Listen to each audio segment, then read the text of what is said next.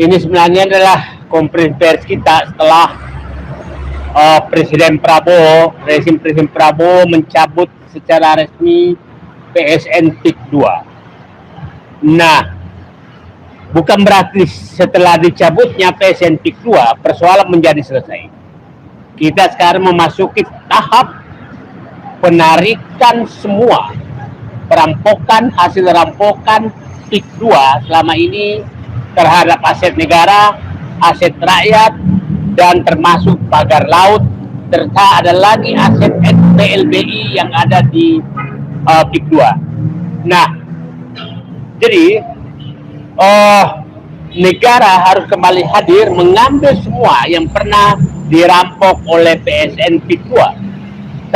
Karena ternyata setelah kami telusuri, upaya mereka untuk mendapatkan status PSN, ini adalah upaya untuk menutupi perampokan yang sudah dilakukan dan memperluas perampokan di seluruh Banten. Itu mototnya mereka, sehingga mencari status PSN PIK 2. Nah, kita harus juga menyampaikan siapa saja sih yang terlibat sehingga muncul PSN PIK 2. Dia istilah saya biang keroknya. Salah satu biang keroknya adalah Sandiaga Uno. Sandiaga Uno lah yang membuat usulan agar PIK 2 mendapatkan PSN di bidang pariwisata ya. Ya. Yang kedua, yang memang benih-benih PIK 2 itu adalah Ahmad Jaki, mantan Bupati Tangerang, yang menjadi staf khusus Menteri Perekonomian Airlangga Hartarto. Yang ketiga adalah Airlangga Hartarto yang membuat keputusan untuk memberikan status PSN PIK 2. Nah, PSN PIK 2 ini keluar, itulah hasil perselingkuhan antara Joko Widodo sama Aguan. Karena setelah Aguan melakukan investasi di IKN, maka dibayarlah. Ini sudah dibantah, pasti adalah bayaran yang memberikan PSN PIK 2. Oke, itu supaya publik paham. Nah, kami bergerak sekarang bukan lagi itu, tapi kami berharap Presiden Prabowo melakukan penegakan hukum untuk mengembalikan semua aset-aset yang pernah dirampok oleh PSN, oleh PIK 2. Nama-namanya sudah tahu, Nono Sampuno, Aguan, Antoni Salim, Ali Hanafi, dan lain-lain. Itu ada semua namanya, itu supaya kita clear. Nah, apa yang kita mau kembalikan? Aset negara. Yang pertama aset negara, yang kedua tanah rakyat, yang ketiga adalah XBLB. Itu harus dikembalikan ke negara.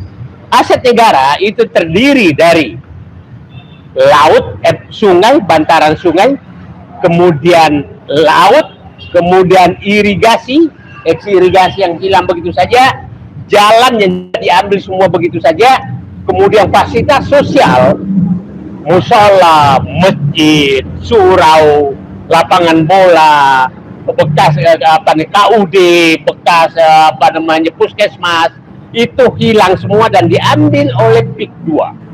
Dan saya yakin ganti ruginya mungkin tidak ada sampai sekarang. Itu harus diaudit semua dan kita pasti bisa mengejar semua, mengetahui semua apa yang sudah diambil.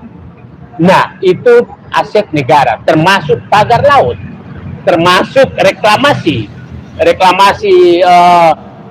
yang sudah dilakukan.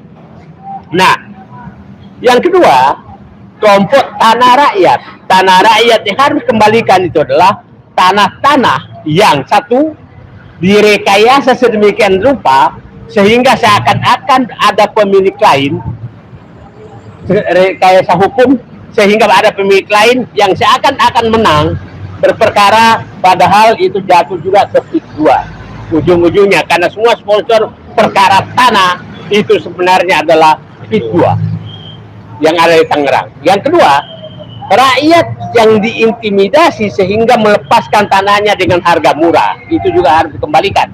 Kemudian harga tanah-tanah yang dibayar dengan harga murah itu juga harus kembalikan ke pemiliknya. Oke, itu tanah-tanah rakyat yang dirampas oleh PIK 2 baik melalui intimidasi, kriminalisasi, rekayasa hukum dan lain-lain. Yang ketiga adalah kelompok tanah tadi yang aset negara mangrove.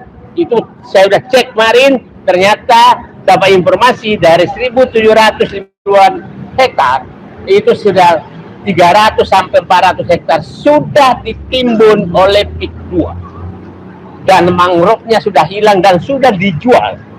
Itu harus dikembalikan ke negara semua. Itu mangrove. Nah, kemudian tanah BLBI. Informasi yang saya dapatkan, tanah BLBI yang masuk di lahan PIK 2 itu lebih dari 100 hektar. Ada menyatakan 160 hektar tanah BLBI. Nah, ini saya sudah menemukan salah satu kasus modus mereka mengambil tanah BLBI. Ini kasus yang Bank Pembangunan Asia Lee Darmawan. Lee Darmawan ini memiliki dulu sitaan BLBI itu 811.000 meter persegi, 81 hektar. Menariknya, Lee Darmawan sudah disita tanahnya harusnya oleh kejaksaan. Tahu-tahu ada perusahaan yang menggugat Lee Darmawan dan menggugat negara tahun 2003. Aneh. Padahal harusnya disitanya itu tahun 2023. Ada disita 2003 sudah disita dan tidak disita-sita oleh pengadilan. Sekarang tanah itu, menang perusahaan ini, perusahaan yang menggugat. Nah, menggugat akhirnya tanah itu menjadi milik perusahaan. Tapi di pihak lain menarik lagi, ada warga yang namanya ini Japri dan Lydia Angelina ini menggugat bahwa tanah yang ada di PIK 2 itu adalah tanahnya dia yang diambil PIK 2. Lucu. Setelah ditelusuri orang ini, itu rumahnya sampai 200 meter aja nggak nyampe. Jadi orang nggak masuk akal bahwa dia punya tanah 81 hektar di PIK 2. Permainan. Nah, ini seakan-akan PIK 2 kalah. Jadi, PIK 2 ini bukan menuntut sekarang. Dia pura-pura menjadikan dirinya bahwa dia pemilik tanah digugat orang lain. Nah, sehingga dengan kalahnya dia itu jatuh kepada orang ini dan pindah sekarang menjadi tanah PIK 2. Nah, ini skenario betul-betul yang dilakukan PIK 2. Nah, ini seluruh tanah BLB, ex-BLBI yang ada di PIK 2. Saya berharap Presiden Prabowo melakukan audit hukum karena perpindahan seperti ini ternyata dilakukan oleh PIK 2 untuk mengambil tanah ex-BLB. Nah, ini harus dibuka semua oleh ini. Jadi, saya berharap Pak Prabowo, Presiden Prabowo, setelah Bapak mencabut PSN PIK 2, maka lakukan audit. Satu, audit semua aset negara yang sudah diambil, pagar laut, pantai yang sudah pantai yang sudah direklamasi. Saya dapat informasi dekat Aloha yang dikenal di sana, itu sekitar 300 hektar itu adalah bekas reklamasi. Apakah betul itu ada izinnya? Karena selama ini bisa disentuh. Yang kedua, mangrove itu diaudit. Yang ketiga adalah sungai yang sudah hilang diaudit, bantaran sungai, irigasi yang sudah hilang, tambak ada sungai, kemudian fasilitas sosial, jalan-jalan itu berapa ribu hektar yang sudah diambil oleh PIK 2 dan itu harus dikembalikan ke negara. Nah, itu aset negara. Audit juga kepada seluruh rakyat Banten yang merasa dirugikan. Saya mengharap saatnya Anda mengajukan semua tuntutan kepada PIK 2 agar tanah Anda kembali semua. Ada tanah kembali. Nah, itulah, dan tadi audit hukum, proses hukum terhadap ex-aset BLBI yang sudah dirampok. Jadi, saya menyatakan PSN PIK 2 statusnya itu dulu dikejar adalah untuk menutupi perampokan yang sudah dilakukan dan memperluas perampokan di seluruh Banten. Itu saya pikir. Nah, terakhir, Saya berharap dengan berubahnya sikap pemerintah Presiden Prabowo sekarang untuk tegas, saya berharap gubernur, bupati, wali kota, aparat hukum, pengadilan, kejaksaan, BPN, kemudian kepolisian, jadilah penegak hukum dan berhentilah menjadi kaki tangan oligarki. Nah, ini semua berdirilah di belakang presiden. Pak Andra Soni yang saya hormati, saya ingin sekali mendengarkan satu kata dari Bapak sebagai gubernur membela rakyat. Kemarin saya sanggupi orang menertibkan muridnya di sekolah karena merokok, malah kepala sekolahnya Bapak pecat. Tapi orang Banten diam semua.